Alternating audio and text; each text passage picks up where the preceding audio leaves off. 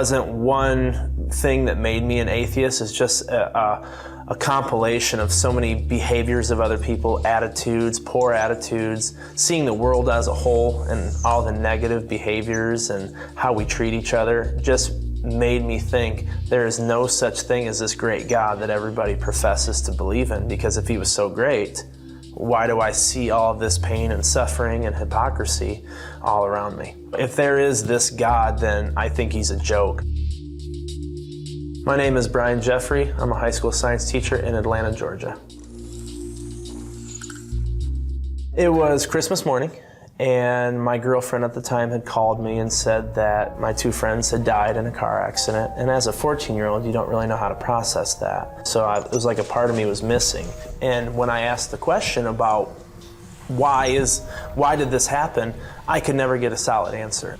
And so that early on I realized people can't give me the answers I want. And the answers I were getting were vague, general, and never gave me a sense of internal relief.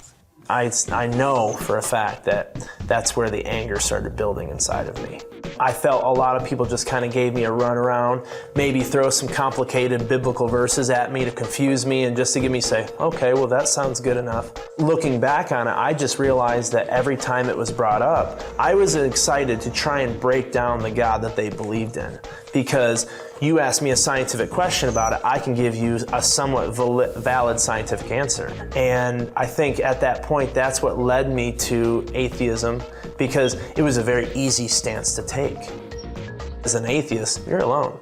I mean, you really are, because you've almost isolated yourself, not because people have pushed you away, because you've almost built walls around you, because you think everybody is intrinsically evil and things are just going through chaos theory, that everything's leading towards a demise and there's nothing you can do to stop it. So why be happy? Why revel in that? So that's really where I was. When I started going to church, and I have no problem saying this, I went kicking and screaming with my wife. And at the time, it was because we wanted to create a better life and environment for our daughter.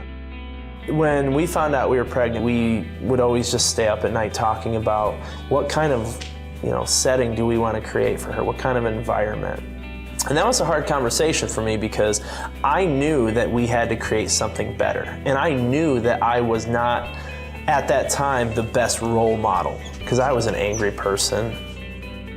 I always had this belief that God was a changer of lives only for the negative, but I never even thought to think about all the positives that can come from God.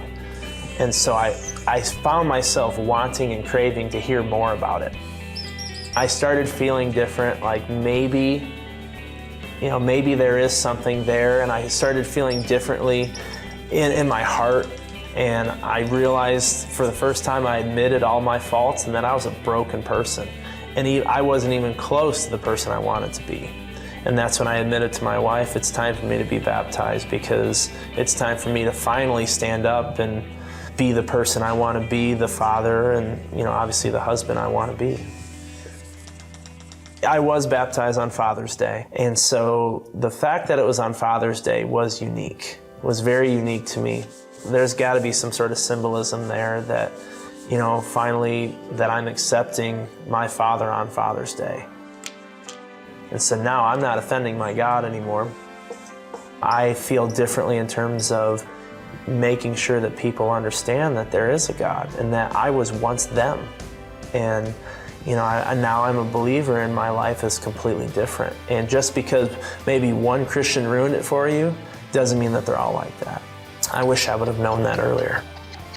I just encourage people, don't be afraid of your Christianity. Don't be afraid to help people.